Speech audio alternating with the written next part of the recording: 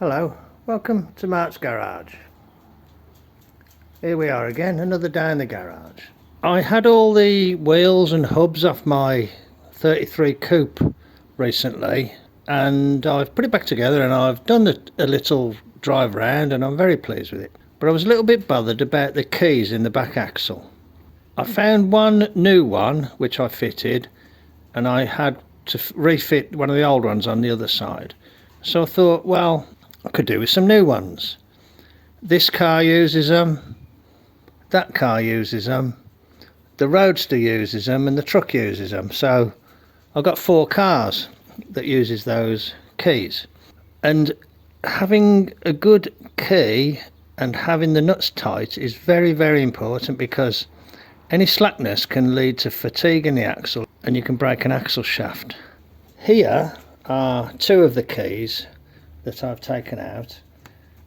One was one that I'd got lying around, but can you see how badly indented it is in the side here and that side. That one's not so bad. So I thought I'll make some new ones. So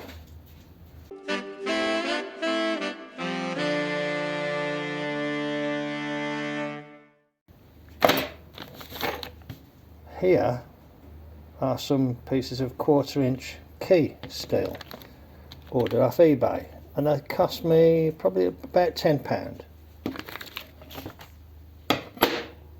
And these are advertised as 12 inches long.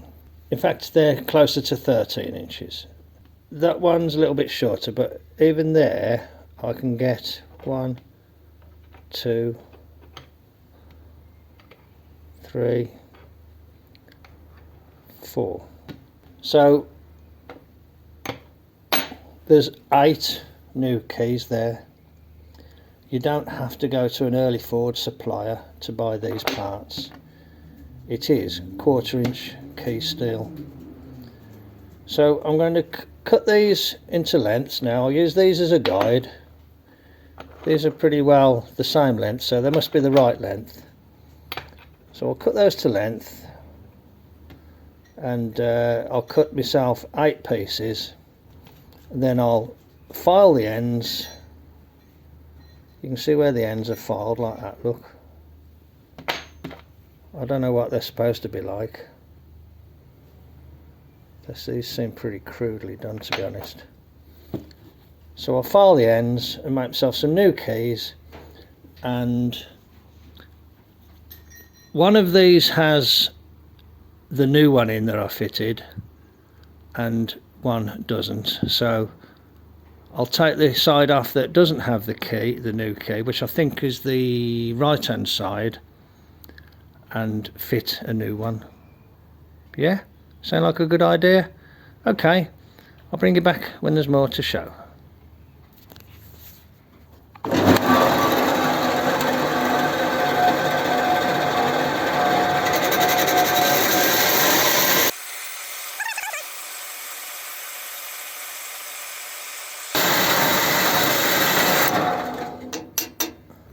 Well, there's 4. I mean, you could do this by hand, obviously, but yeah, there you go, 4. I'll do the other 4. I just used one that I'd cut there to set the position of the blade there.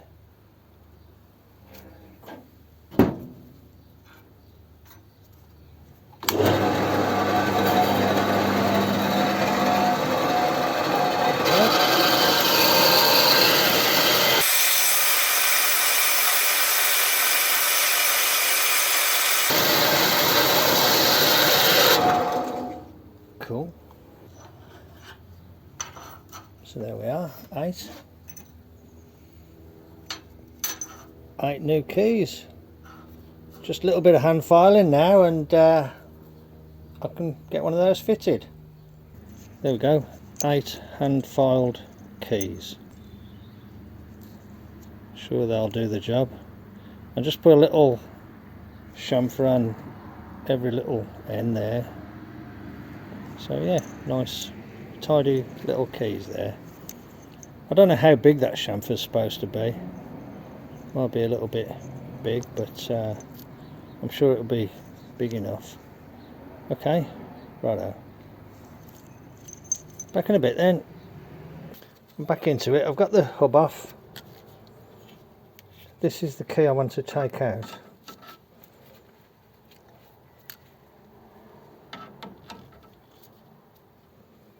I find it sometimes... Oh, maybe not.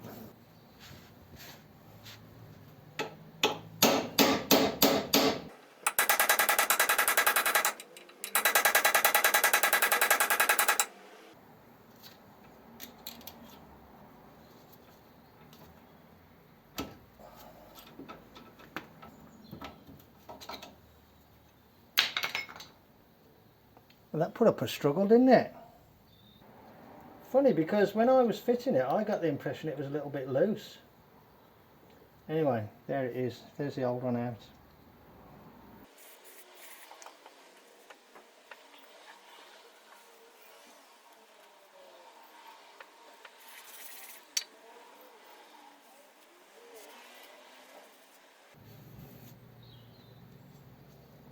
Taper in towards the axle.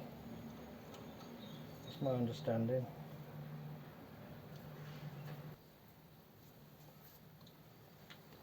I'm going to put something under here to support it while I tap it in.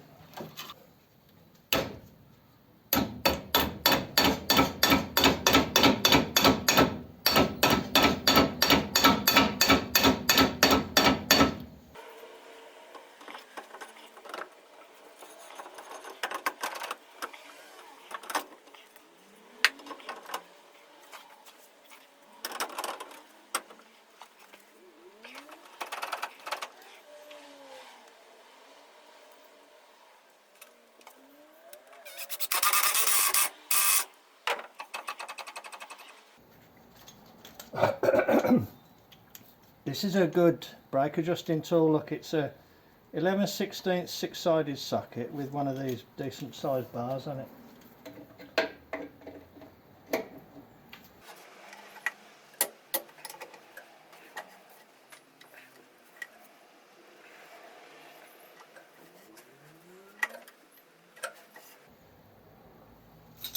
I can only get a spanner on the other side.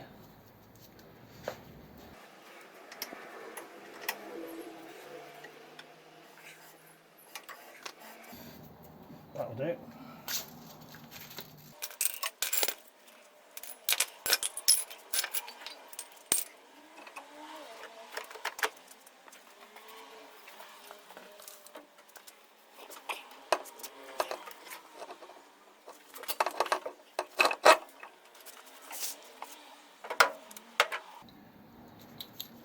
Eleven 16 3/8 drive, relatively small diameter driver. Look, just made up.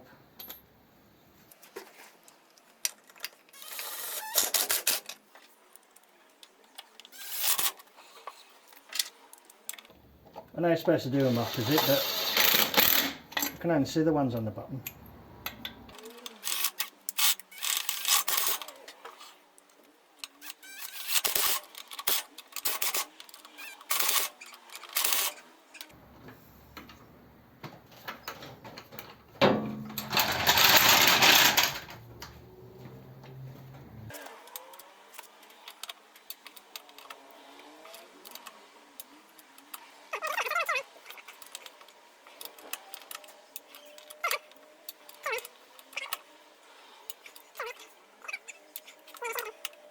Click.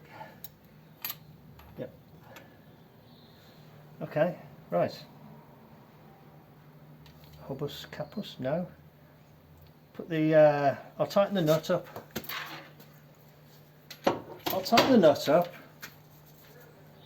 And I'll run it around, and if I'm happy with everything, I'll then put the aircraft nuts on. Oh.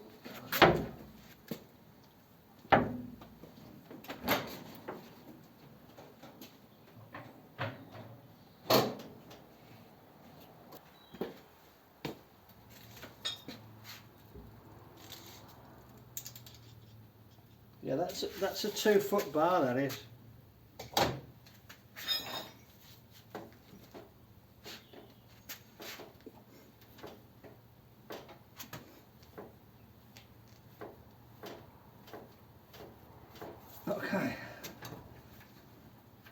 Okay, that'll do. I have driven the car, so I'll go and check the one on the other side.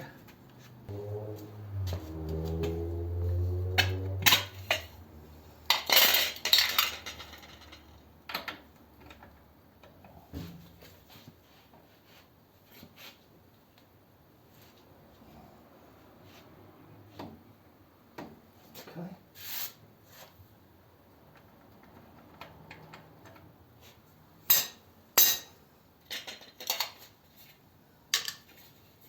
Align the V8 to the valve. You know, it's the details in it that count. Okay, there we are then. Nice simple job. Changed the key on the side that I wasn't happy about, although I must admit it was fitted really well. It did fit in really well.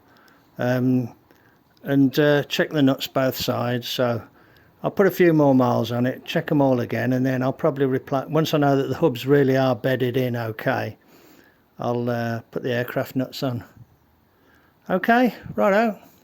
Simple little job, and I've got 7 more new keys to use, you know, as and when I need to, for a tenner, so that's all right, isn't it? Okay, thanks very much. Take care of yourselves, and I'll catch you on the next one. Cheers then, bye. Hello, welcome to Mart's Garage. I'm addressing the roof in this area here. This part of the garage roof and that part of the garage roof are separate, and there's just a capping piece over the top. And can you see all this stuff? This has all come under the capping piece and down through the gap. There was remnants of felt and stuff up there. Yesterday I went up, I don't know if you can see, there's like a translucent piece of glass fibre between this roof and that roof. I put that glass fibre material up there. It's the same material as there. It's that stuff. I had a piece of that left over, so I cut a length of that and put it all the way along up to about somewhere up there. So I've kind of bridged the gap. I'm hoping that it's going to stop stuff coming in. But there's a hole at the end and there's a gap there. So what I want to do is, I leaned over the end yesterday and screwed that piece on, but it's still too low. So what I'm going to do is make a little bracket, screw it onto it, go upstairs again, take out the screw that I put in yesterday, and then prise that board up and then screw it on again. And I want to see if I can just do something to cover that hole at the end. And you can see the glass fibre material a little bit better there as well. Okay. Righto. So yeah, so just a simple little job, just do a little bit of housekeeping. And all this dirt is actually what was sitting on top of that beam. It doesn't tend to do it so much there because there is felt in between the two. But the felt, to be honest, I took some felt out from there. The felt wasn't there at that end. That was why it was all here. And it was all in the Thunderbird and on top of the Thunderbird. It was all on top of the coupe as well. Okay.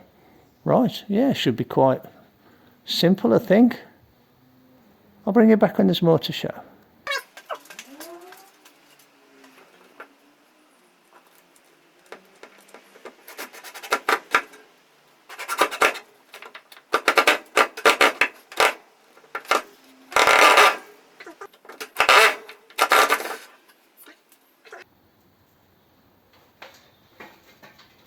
Right. I'll go upstairs now and take the screw out from above. When I say upstairs, I mean on the roof. Okay, I'm up on the roof. That's the capping piece, looking a bit knackered. There's my other roof. That's where we trimmed the tree back, which is looking okay. There's nothing on the roof now. Here's where the board is over this edge.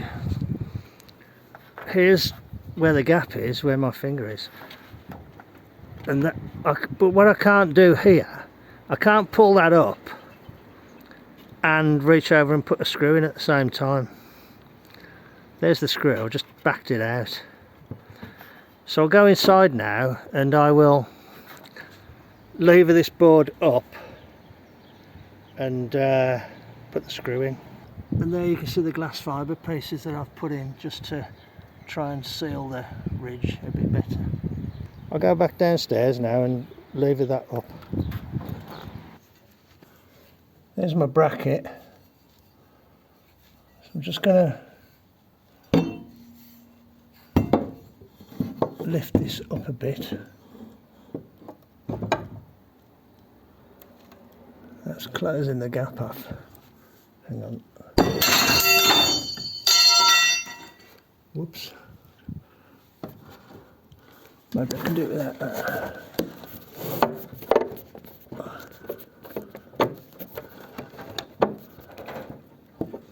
Yeah, let me go and pick up my thing. Good job the Thunderbird wasn't underneath.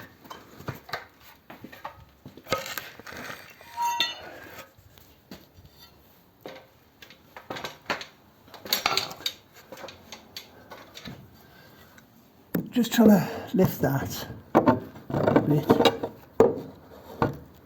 Then I'll slip that chisel under that corner, like that.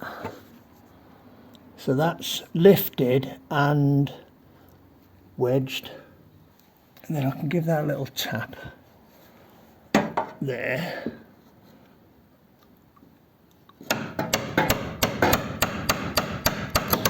Oh. Okay, so that's got that nice and tight. And I'll go and put that screw in now that that you saw, the one that I'd undone. Okay, righto, back upstairs again.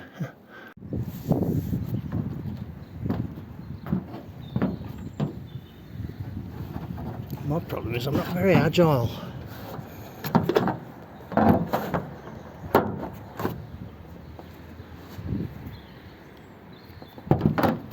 Where are we? There we are. Here's my plank.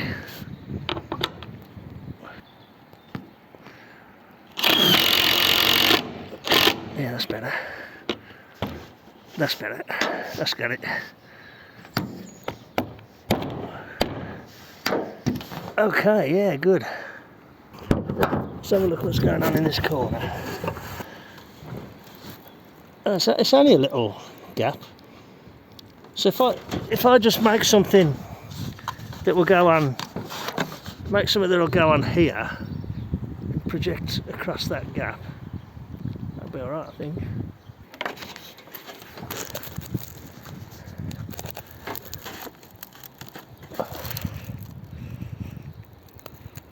Yeah, let me go and see what I can find. Okay, it ain't the tidiest job. I just got a bit of the old felt that I took off and just hammered it on the side there, so it's covering the hole up. I think I might just push a bit of felt in this gap here, just fold it and put it in the gap. And I need some eaves fillers for that side there, I think, really, to do a good job, but I think it's okay. It's only a garage, it's not a house. Okay, back in a bit. Hello, right. Other than there's a hole where one of the screws went in, up there, that's alright now. It's a lot less chance of any bits and pieces getting blown in. So yeah, a little bit of a job, but not too bad. There's other little gaps that could be filled up, but you know, it was never intended to be airtight. I've stuck a little bit of roofing felt there, and I shoved a bit of roofing felt there, and I put a bit on the outside that I think I showed, and I put a bit on the outside that I showed, and a little bit extra, and I stuffed a bit in the end of the capping piece. But I think that's okay. I think that's okay. One of them little jobs, you know, after a while all the bits would blow in.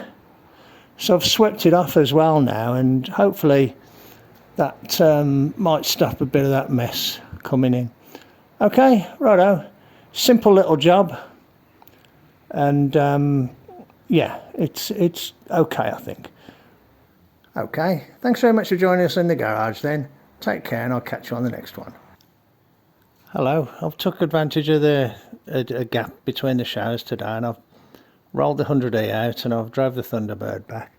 And I've just got a piece of wood there and pre-drilled it for some screws, so it's screwed up into the top, which I had to do at an angle, and it's screwed up into the piece of wood that I screwed on yesterday, so that's got it attached nice and firm now. That used to be the line of the garage there coming down, look. So you can imagine if we're standing here, that it would have barely cleared my head. But what actually happened was, this garage is 1, 2, 3, 4 sections there, four 4-foot sections, and there was another section coming here. So if you can imagine that line being projected down, it would have only been about here, which would have been less than 6 foot. And then when you consider there would have been a gutter on the end, when I took the wall out, you can see where the end of the slab comes to there, look. So when I took the wall out the end of the garage, which you can see the trace of the wall there, it was very low. There was no height. And this original carport at the back was actually lower than this. And what I did a few years ago was I re-roofed the garage and changed the slope so it came up instead of down. And then I raised this part to meet it at that point there, and just made new walls here. And it made it a much better place to work in. Okay, righto. I didn't come out to do a massive job. I just wanted to get that done in between the showers. I'll look at what I want to do and I'll bring you back when there's more to show. Okay. Hello, welcome to Mart's garage. I've parked the 100E outside. It's a nice sunny day today, and I've parked the Thunderbird outside and done a couple of jobs. One of them's a very simple job, but I couldn't do it until I had the car parked where I could open the door. Put the clevis pin and R-clip in there, so that's that little job finished now. Hardly worth getting excited about. But what I'm also doing, the reason I moved the cars out, is I've replaced a couple of the LED tubes, that one and that one, and I've cut up a piece of, I believe it's called pegboard. They use it in shops. Well, they used to use it in shops years ago. I cut that piece of pegboard up and just use it to close in that gap there. I'm not wildly happy about the cut on the edge, but you know, it's better than just a open gap, and you can see the remnants there of where the felt is. So I'm going to go across a bit further. If I find another, well, rather, I think I've got another sheet which I can cut, and I can go across there.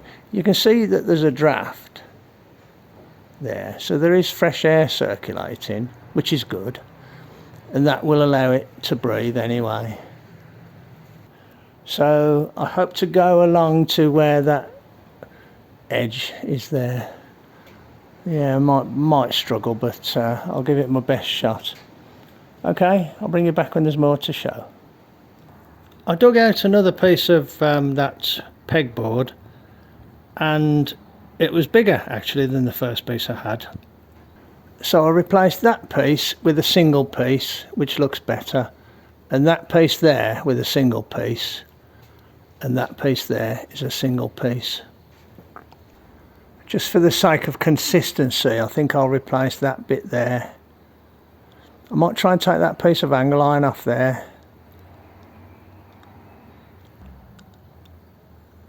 Just trying to work out what's joining the two roofs together. That piece is, that piece is, and that piece is. It's all a bit of a lash up, but it's a hell of a lot better than it was before I changed it all. Okay, righto. Yeah, I'll change that for what it takes. It will look better as a single piece. I might take that piece of angle iron down actually, if I can. Okay, righto. Got a plan in place. Oh, I use that as a guide so I can cut a bit straighter. Righto. I'll bring you back when there's more to show. I've just undone the 3 screws holding that angle iron there, and I've got 2 screws that I can't really get good access to. So I'm going to use this. I might not be able to film it, but I'll show you how it works. It's really good actually. It's a 1/4 inch drive. It just fits any standard screwdriver bit.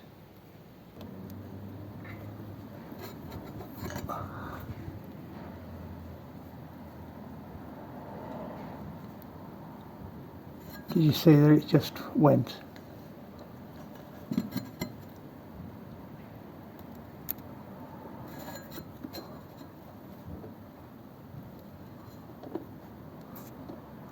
I made sure that I used a brand new screwdriver tip, but that's a good, oops, the end fell out, but that's a good tool, isn't it? I've also used like a normal ratcheting spanner and even just a normal open-ended spanner in a similar circumstance, but I found that recently. I couldn't find it before. It does work well. I must have bought it when I was in the States. Okay, I just thought I'd show you that. So I can get that one out and I'll get the other one out, and then this will come out, and then I can do a tidier job.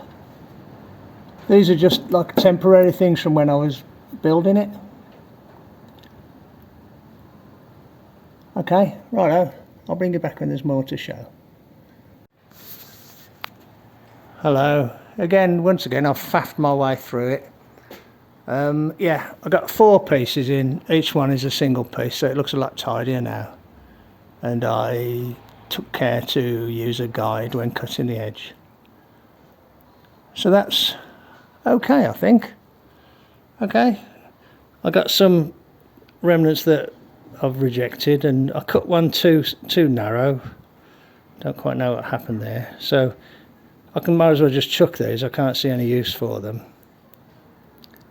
I might save the bigger bits just in case. Yeah, so that's tidied that up, and I got rid of a random piece of remnant angle iron up there, and another remnant of angle iron up there. That was from when I first started doing the job, and I had that roof resting on this roof or something like that, I can't remember. And then once I got the beams up, I was able to support it off the beams.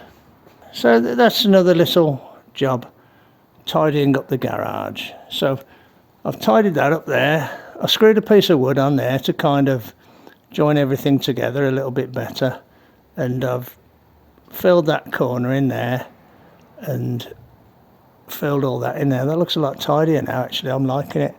It isn't catching my eye like it was. Okay, it's been one of the first nice sunny days. I think I'm going to go and have a cup of tea and do a Sudoku. But first, put the cars away. Okay, righto. Thank you for joining me in the garage then. Take care, and I'll catch you on the next one. Cheers then. Bye.